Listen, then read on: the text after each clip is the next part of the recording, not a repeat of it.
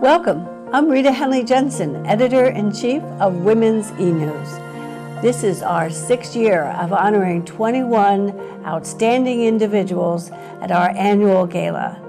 Individually and collectively, they are committed to improving the world for women, to make it safer and more equitable. It's always a thrill for me and the whole Women's E-News staff to talk with so many dynamic and committed leaders.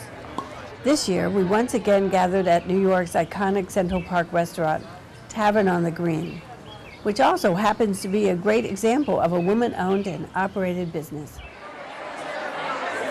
The more than 300 women and men who attended our awards dinner are also a great example of the power and reach of Women's E-News and the 20 women and 1 man this diverse group came to support and applaud. This year's event was particularly touching for me. I met for the first time a woman I had considered a friend for more than 30 years. Way back then, in the early 70s, I was a student mom, studying at Ohio State University, mother of 2, and a member of the Single Mother Support Group. We had set out a flyer saying that we would help provide emergency shelter. We were quickly overwhelmed, and what to do? Then we saw a small note in Ms. Magazine saying there was a woman in Massachusetts who had started a shelter and created a packet about how to do the same. We mailed away, got the packet, and the shelter we created then now helps more than 10,000 women and families each year. Thank you, Betsy Warrior. That can-do attitude is at the core of Women's E-News. You might call it catalytic activism, but I like to call it the Betsy Warrior effect, the power unleashed by Women's E-News when so many women can read about the great work of our 21 leaders and draw strength and inspiration from their accomplishments. Women's E-News exists simply because other news media do not serve our interests.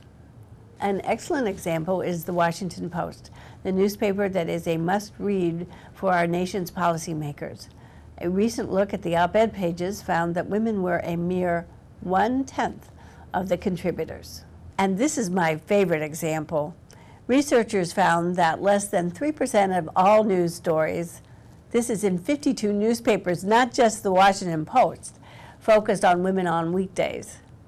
On Sundays, when they included the wedding pages, we got the full 3%. And this systematic exclusion of women is true worldwide. The statistics swing a bit from nation to nation, but the bottom line is we are not heard, our leaders are ignored or mocked, and our issues suffer the same fate. This is where Women's E-News comes in. As a global news service, we spread the word about the special concerns of women.